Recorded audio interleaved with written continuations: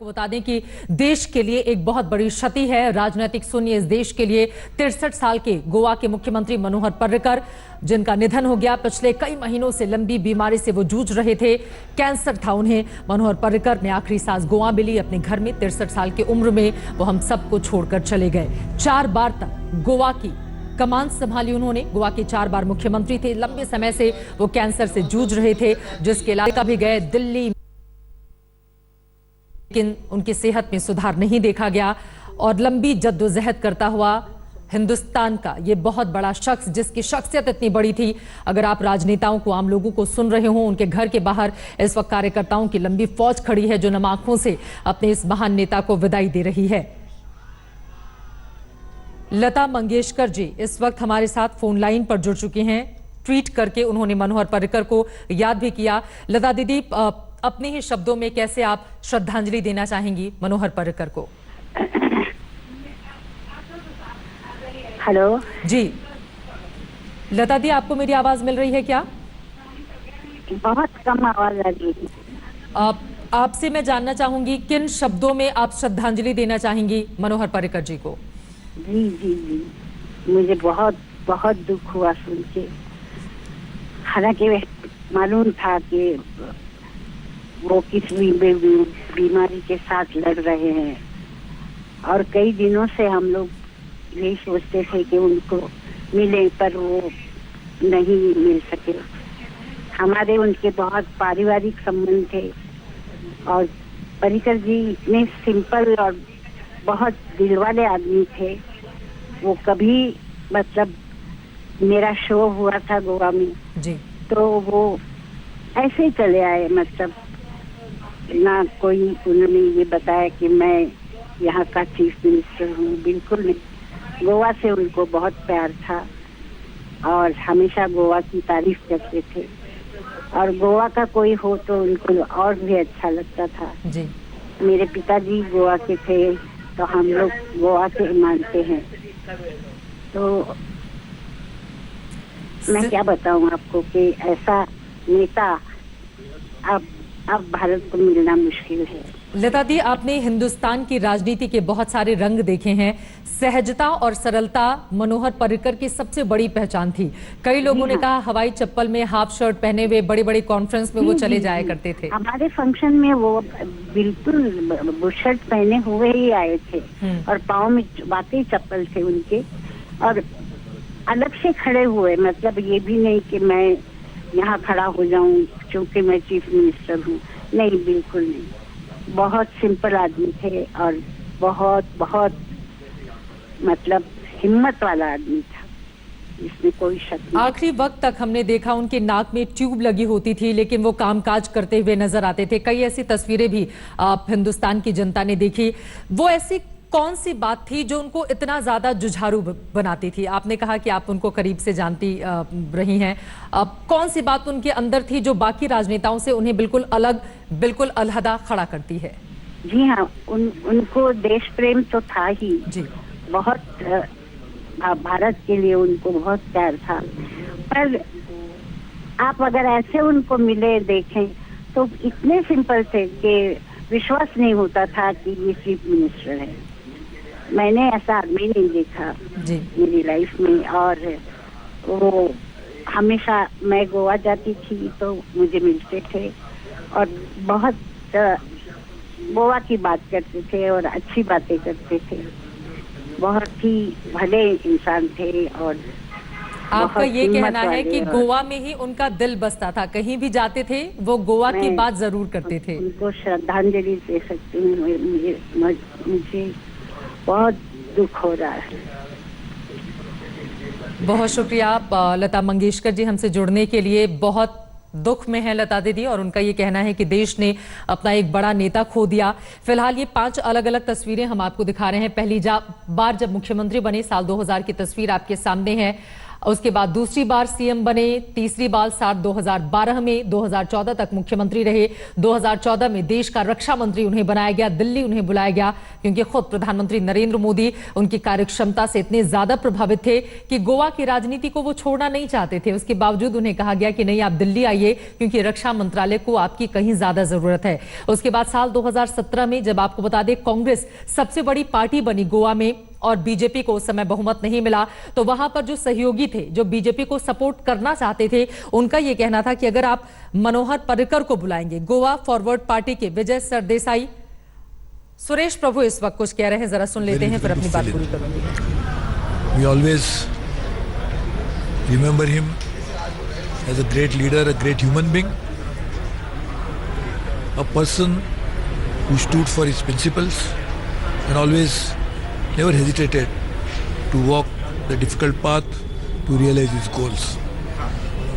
I offer my deep sympathies to people of Goa, his family and all friends who are innumerable in number.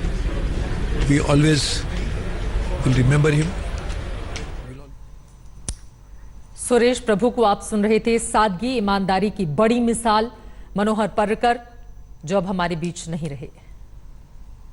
Manohar Parrikar एक बेहद ही अच्छे इंसान थे, बहुत मेधावी नेता और committed worker of the party.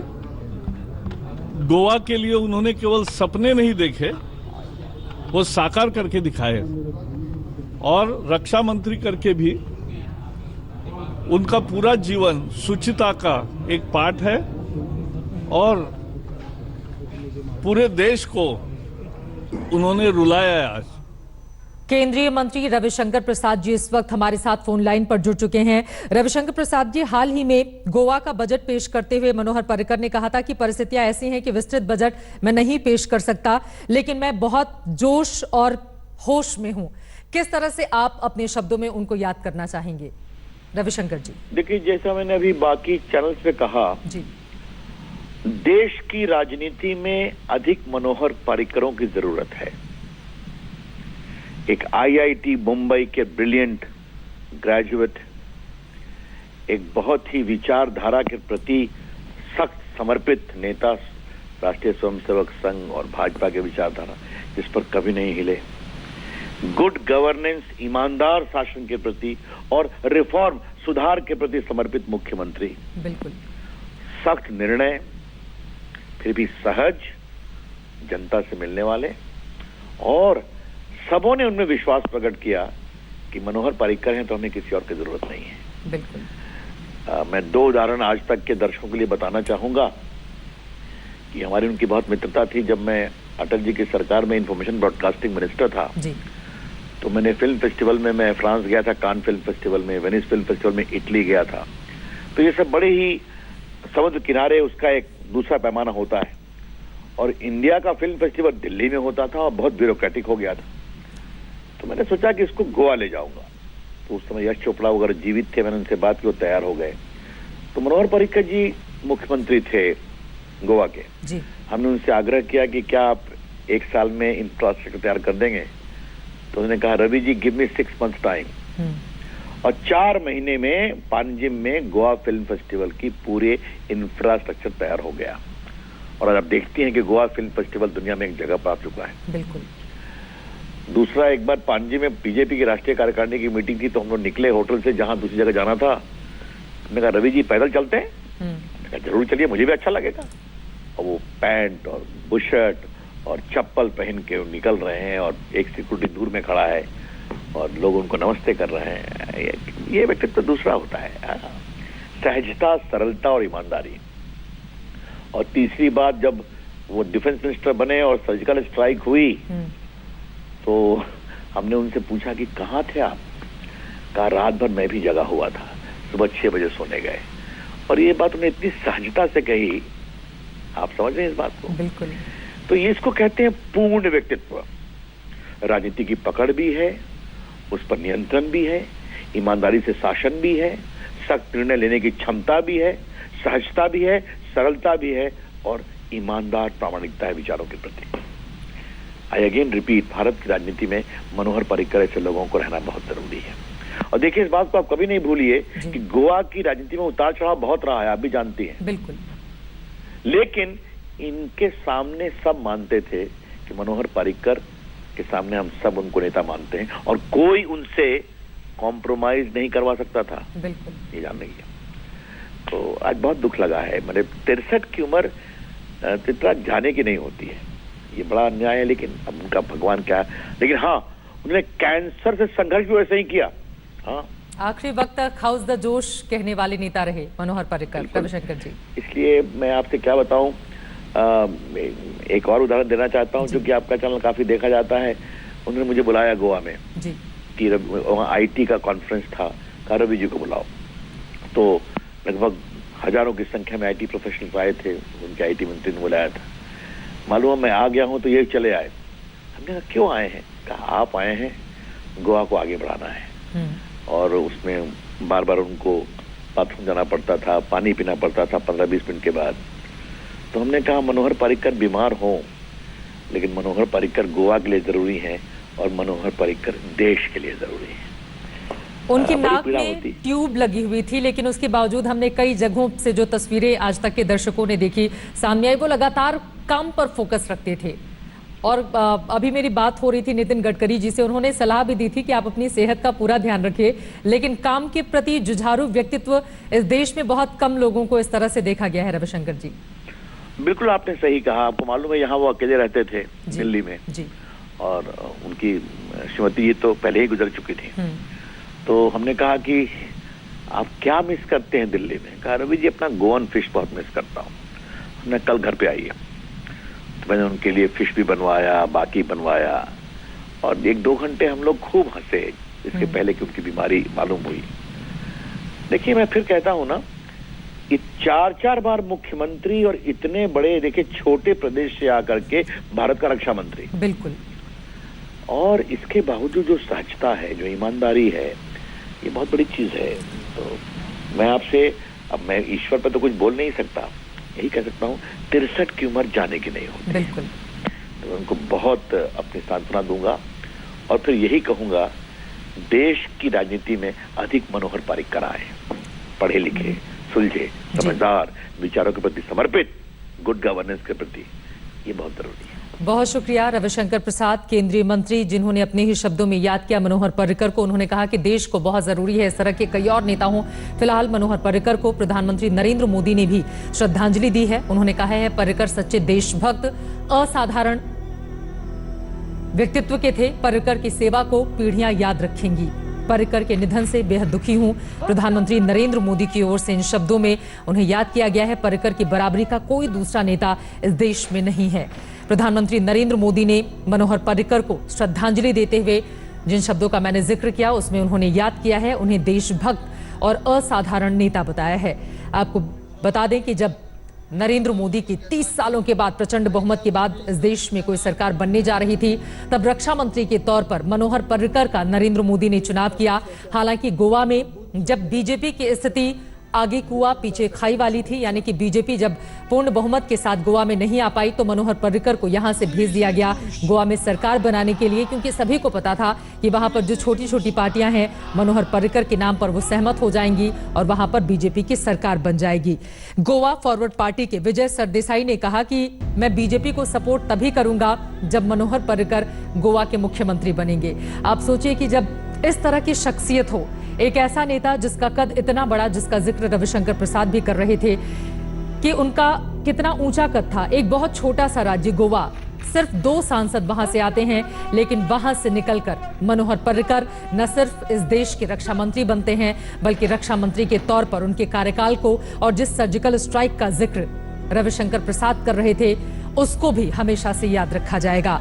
चट्टान की तरह निर्णय लेने में पूरी तरह से अडिग मनोहर पर्रिकर अब हमारे बीच नहीं रहे।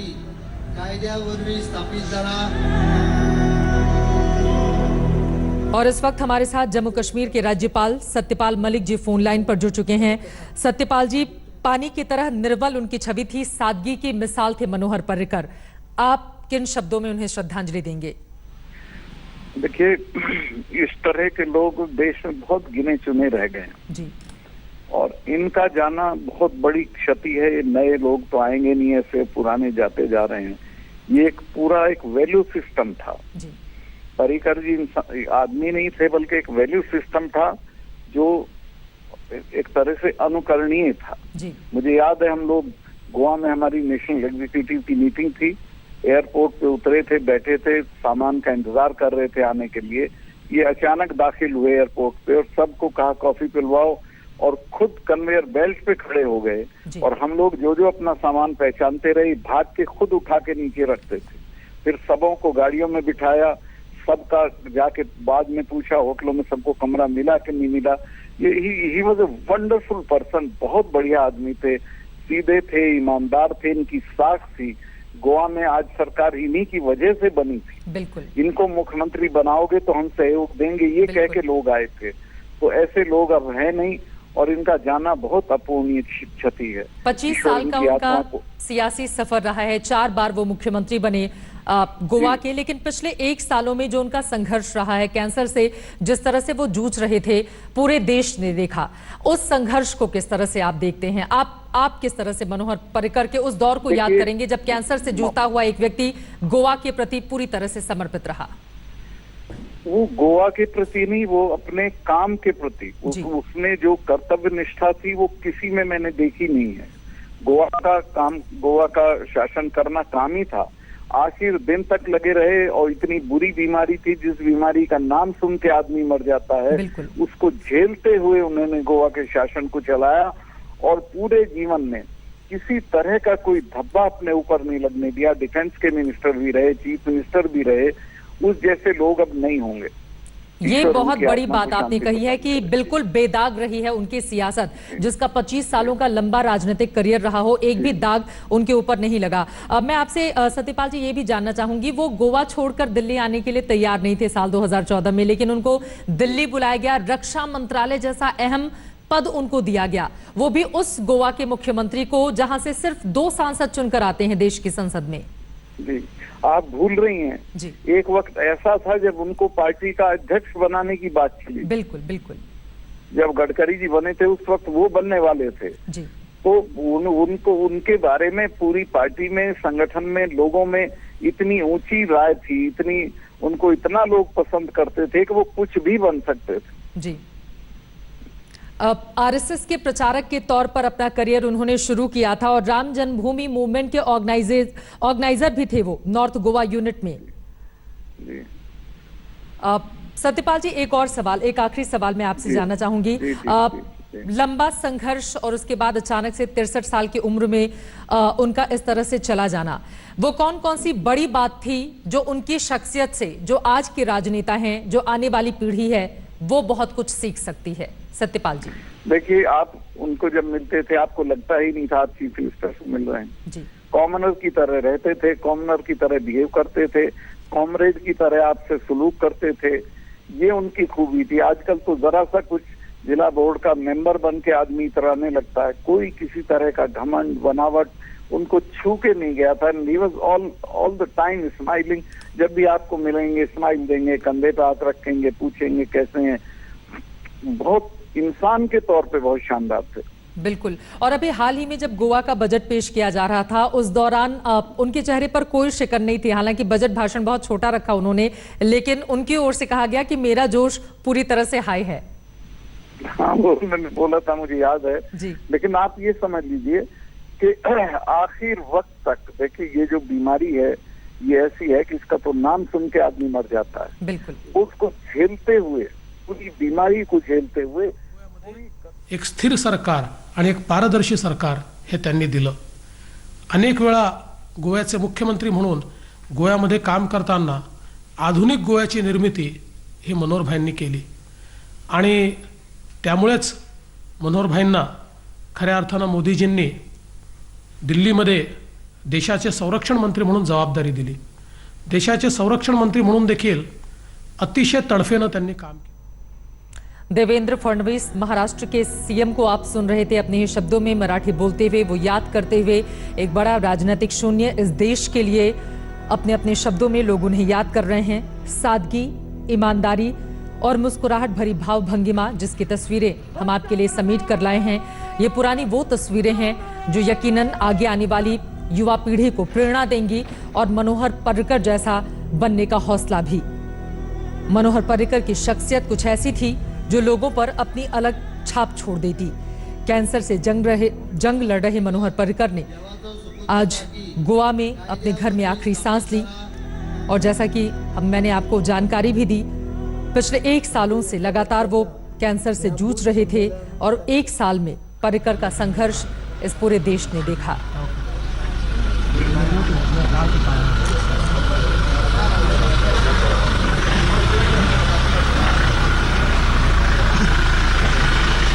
जो लाइव तस्वीरें सामने आ रही हैं आज तक अपने दर्शकों तक पहुंचा रहा है। आपको बता दें उनके घर के बाहर उनके चाहने वालों का भारी हुजूम है। महिलाएं वहां पर रो रही हैं, सभी की आंखें नम हैं। अपने इस जन नेता को आखिरी विदाई देने के लिए लोग वहां पर पहुंचे हुए हैं। मनोहर पर्रिकर का अंतिम संस्कार कल किया जाएगा। मनोहर पर्रिकर जी के जाने से भारतीय जनता पार्टी का बहुत बड़ा नुकसान हुआ है।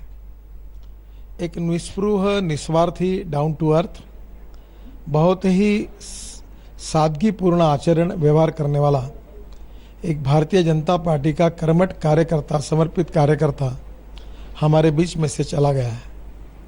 करीब 35 साल पहले गोवा में भारतीय जनता पार्टी की जिम्मेदारी मुझे मिली थी और उस समय मनोहर पर्रिकर, श्रीपाद नाइक, संजीव देसाई, दिगंबर कामत, ये 4 लोग टीम के रूप में प्रमुख रूप से काम करते थे। मनोहर पर्रिकर ने अपने जीवन पूरी तरह से गोवा भारतीय जनता पार्टी को समर्पित किया था और उन्हीं के कार्य और कर्तृत्व के कारण गोवा में भारतीय जनता पार्टी की सरकार बनी। बाद में पार्टी के आदेश के अनुसार उन्होंने संरक्षण मंत्री पद की भी जिम्मेदारी ली और जब पार्टी ने आदेश दिया तो फिर से वो गोवा के मुख्यमंत्री बने। जिन्होंने निस्वार्थ भाव से संगठन के सिद्धांतों के अनुसार देश हित में अपना बहुमूल्य योगदान किया है। वो 4 बार के लगभग तो मुख्यमंत्री रहे हैं गोवा के, देश के रक्षा मंत्री भी रहे हैं, पार्टी में भी विभिन्न दायित्वों को उन्होंने स्वीकार किया। लेकिन सबसे महत्वपूर्ण बात यह है कि वो अंतिम सांस तक देश सेवा में लगे रहे।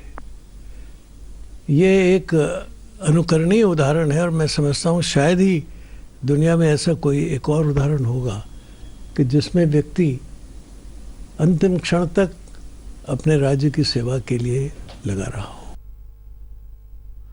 श्री मनोहर पर्रिकर के निधन पर मैं गहरा दुख व्यक्त करता हूं और श्रद्धा सुमन अर्पित करता हूं। कम समय में वो देश के राजनीतिक आभा मंडल में छा गए, लोकप्रिय बहुत थे और उनकी सबसे बड़ी खूबी यही थी।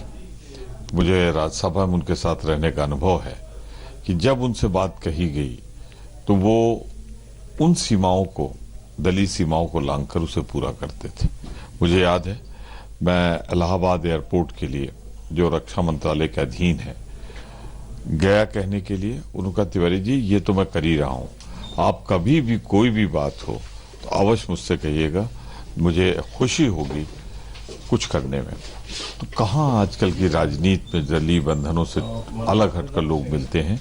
वो एक शानदार इंसान थे, जीवन में संघर्ष झेला था उन्होंने और मौत से भी उन्होंने एक बहुत लंबा संघर्ष किया, साहसपूर्ण संघर्ष किया। मैं उन्हें एक बार फिर विनम्र श्रद्धांजलि देता हूँ। मनोहर पर्रिकर का देहांत हुआ है, उससे हमको बहुत दुख है। वो किसी भी पार्टी में रहने दो, वो एक अच्छे व्यक्ति थे और अपनी एक छाप गोवा में रखे थे और वो डिफेंस मिनिस्टर के नाते भी बहुत अपने विचार अलग रखे। चाहे वो कोई भी डिफेंस का मैटर हो, बड़े संदिग्ध से उसको सुलझाने की कोशिश करते थे। हमारा गोवा और गोवा वासियों के साथ एक अद्भुत लगाव है। मैं यहाँ पर अच्छी जिम्मेदारी निभा रहा हूँ, बखूबी मैं काम कर रहा हूँ, सब कुछ है, लेकिन पता नहीं क्यों मेरा मन बराबर गोवा में ही लगा रहता है। ये बराबर वो चर्चा करते थे। हमेशा बोले थे Goa will never be my home.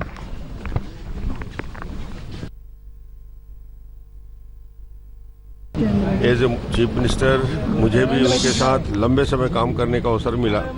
इतना सादगी, इतना साफगोई के साथ, इतना स्पष्ट विचार और डेवलपमेंट के प्रति जो उनका एक नजरिया था हम जैसे लोगों के लिए, और मैं जब भी उनसे सुझाव लेता, जब भी उनसे बात करता, हर विषय में उनका एक अलग दृष्टिकोण होता था। आईआईटी से निकल के एक राजनीति के क्षेत्र में नई तकनीक का उपयोग कैसे किया जा सकता है इस विषय पे, और एक बहुत भला आदमी हम सब के बीच से चला गया जिसको देश की जरूरत थी, जिसके विकास और डेवलपमेंट का जो कंसेप्ट था वो गोवा से हटकर गोवा के साथ पूरे देश के लिए एक ऐसा व्यक्ति चला गया जिसको आज सबसे ज़्यादा देश की जरूरत थी। मैं अपनी विनम्र श्रद्धांजलि अर्पित करता हूं। सर, इस दुखद घड़ी में कोई उनके साथ गुजारा हुआ कोई ऐसा मोमेंट, कोई पल जिसको आप आज याद करेंगे? हम लोग चीफ मिनिस्टर कॉन्फ्रेंस में जाते थे या गोवा जब जाते थे, कभी ये अंदाज नहीं होता कि जब हम लोग वहाँ राष्ट्रीय कार्य समिति की बैठक में गए थे तो अचानक वो व्यक्ति बिना किसी प्रोटोकॉल के, बिना किसी की जानकारी में कमरा नॉक करके आता और मस्ती के साथ वहीं बैठ के चाय पीना, यानी कहीं अनौपचारिक जीवन जीने वाला। और बड़े से बड़े कॉन्फ्रेंस में एक स्लीपर पहनकर, चप्पल पहनकर, हाफ शर्ट पहनकर, जो उसका एक परंपरागत बड़ा प्यारा ड्रेस था, उसमें जब पहुंच जाता था तो लोग देखते थे कि अच्छा, मैंने उसको कहा कि लोग कोट पहन के आए, सूट पहन के आए, टाई के साथ आए। बोले यार ये गले का बंधन मुझे ठीक नहीं लगता, मैं बड़ा रिलैक्स होके जीता हूँ। और उसको बहुत ही सादगी के साथ बेहतरी से उसने अपना जीवन जिया। सारे बंधनों से दूर जा चुके हैं मनोहर पर्रिकर, हमारे बीच वो नहीं रहे। चाहे वो सत्ता पक्ष का हो, चाहे वो विपक्ष का हो, कोई भी नेता हो, अपने अपने शब्दों में इस महान शख्सियत को याद करता हुआ। किस तरह का व्यक्तित्व रहा है मनोहर पर्रिकर का, पिछले 25 सालों में इस देश के लिए कैसी राजनीति उनकी ओर से की गई है, इस रिपोर्ट में जानिए। राजनीति की ऊंचाइयों को छूने के बावजूद आम जीवन जीने वाला कद्दावर नेता, गोवा की राजनीति से केंद्र में रक्षा मंत्री तक का सफर, वीआईपी कल्चर से दूर, साफ सुथरी छवि और ईमानदार चेहरा मनोहर पर्रिकर, जिसने आज दुनिया को अलविदा कह दिया। कैंसर से लंबी जंग के बाद मनोहर पर्रिकर ने आज आखिरी सांस ली। जिस चेहरे के दम पर बीजेपी ने गोवा की राजनीति में फर्श से अर्श तक का सफर तय किया, गोवा से बीजेपी के सीएम बनने वाले पहले मुख्यमंत्री बने, और जब गोवा के लोगों को पर्रिकर का दिल्ली आना नहीं भाया तो एक बार फिर गोवा में वो बीजेपी के लिए संकट मोचक बनकर दोबारा सीएम बने। ट्रिप चढ़ाकर काम करते नजर आने वाले पर्रिकर की तस्वीर ऐसी हो, या रक्षा मंत्री के तौर पर उरी हमले का बदला लेने वाली सर्जिकल स्ट्राइक, पर्रिकर की सेवा के प्रति समर्पण उनके काम और फैसलों में देखा जा सकता था। पर्रिकर गोवा के 4 बार मुख्यमंत्री बने। पहली बार साल 2000 में 2 साल के लिए सीएम रहे। आज तक के सर्वे में पर्रिकर के शासनकाल में 3 साल तक गोवा बेस्ट शासित प्रदेश रहा। जब केंद्र में मोदी सरकार आई तो पर्रिकर को रक्षा मंत्री की अहम जिम्मेदारी सौंपी गई। पर्रिकर ने 1978 में आईआईटी मुंबई से ग्रेजुएशन किया और वो भारत के पहले आईआईटीएन मुख्यमंत्री बने। बीमारी से जूझने के दौरान भी पर्रिकर ने देश सेवा नहीं छोड़ी और वो मुख्यमंत्री का कामकाज देखते रहे और काम करते हुए दुनिया को अलविदा कह दिया। पर्रिकर का जाना न केवल बीजेपी बल्कि देश की राजनीति के लिए एक बड़ी क्षति है। Where is the Josh? Where is the Josh?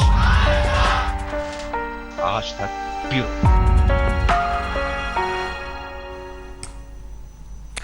हर दिल अजीज नेता जिनको अपने अपने शब्दों में पूरा देश इस वक्त याद कर रहा है, राम नाईक साहब इस वक्त राज्यपाल उत्तर प्रदेश के हमारे साथ फोन लाइन पर जुड़ चुके हैं। राम नाईक जी, आप किन शब्दों के जरिए मनोहर पर्रिकर को श्रद्धांजलि देंगे, उन्हें याद करेंगे? मैं तो कहूंगा कि मनोहर पर्रिकर देश का अभिमान थे। जी।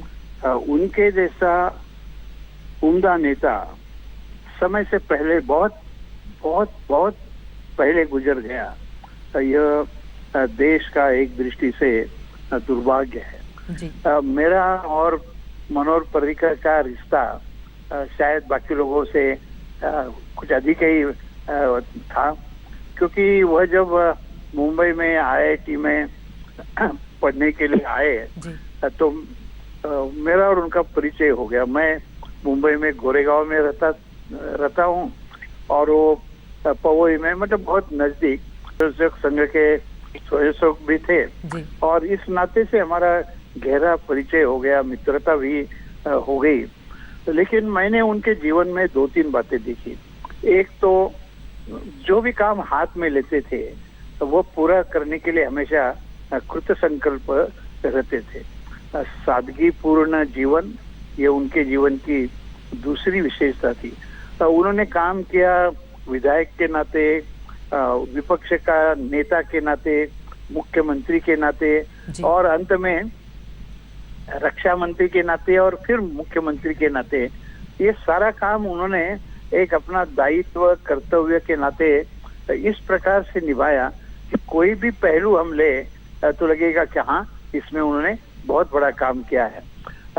देश तो आमतौर पर हमको आज याद रखता है इसलिए कि सर्जिकल स्ट्राइक भी उनके कार्यकाल में हुआ, लेकिन उनकी जो सादगी थी, काम करने की क्षमता एक जगह पर, लेकिन सादगी किसी को ये बताया आज के दिनों में कि मुख्यमंत्री होते हुए भी वो स्कूटर पर गोवा में घूमते थे तो कोई विश्वास नहीं रखेगा, इतने सादगी से।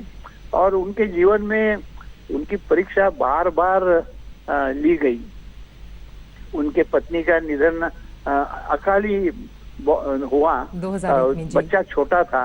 अब छोटे बच्चे का संगोपन करना, उसकी पढ़ाई करना, देखना और ये करते हुए मुख्यमंत्री का काम, दोनों काम वो बहुत कुशलता से निभाते रहे और जो काम हाथ में लिया वो करके ही पूरा रखते थे। बिल्कुल। और जैसे यह एक उनके पत्नी का निधन जल्दी होना, वैसे ही उनको खुद को कैंसर होने के बाद भी जिस प्रकार से उन्होंने संघर्ष किया, कैंसर का संघर्ष कैसा होता है इसका शायद मुझे सबसे अधिक अनुभव इसलिए है कि मैं भी 60 साल का जब था तब मुझे भी कैंसर हुआ था। अभी मैं 85 का हूँ, लेकिन कैंसर की यातनाएं और वो यातनाएं उसमें से बाहर आने का प्रयास करना, और ऐसा प्रयास करते समय तो कोई भी कैंसर से पीड़ित है तो जो कैंसर से स्वस्थ हुआ है ऐसा आदमी बताता है तो अपने आप में उस रुग्ण को भी एक इच्छा शक्ति उसकी मजबूत होती है। हम 15-20 दिन के बाद बार बार हमेशा चर्चा करते थे, परिचय करते थे। एक बहुत होनहार इस प्रकार का नेता केवल भारतीय जनता पार्टी ने नहीं तो देश ने गुमाया है, ऐसा मुझे लगता है। रामनाईक जी, आपने मुंबई का जिक्र किया, जब राजनीति में भी अपने करियर को लेकर धीरे धीरे वो आगे बढ़ रहे थे, उन दिनों की कुछ और बातें, वो कौन सी ऐसी बड़ी बात थी मनोहर पर्रिकर के भीतर जिसने उन्हें हिंदुस्तान का इतना बड़ा राजनेता बनाया? नहीं, मैं तो मानता हूँ कि IIT का जो शिक्षा उनको मिली वह भी बहुत महत्व की थी उनके जीवन में। और IIT के साथ ही साथ राष्ट्रीय स्वयंसेवक संघ में जो देशभक्ति और अनुशासन उन्होंने सीखा, उसके कारण ही वो हमेशा आगे बढ़ते गए, ऐसा मुझे लगता है। बहुत शुक्रिया रामनाईक जी आज तक से जुड़ने के लिए और ये तमाम यादें हमसे साझा करने के लिए। देश की पूरी जनता आपको सुन रही है और अपने इस जननायक को याद भी कर रही है। लेटेस्ट खबरों के लिए यूं ही देखते रहिए आज तक, और इस वीडियो के पसंद आने पर लाइक, शेयर और सब्सक्राइब करना ना भूलें।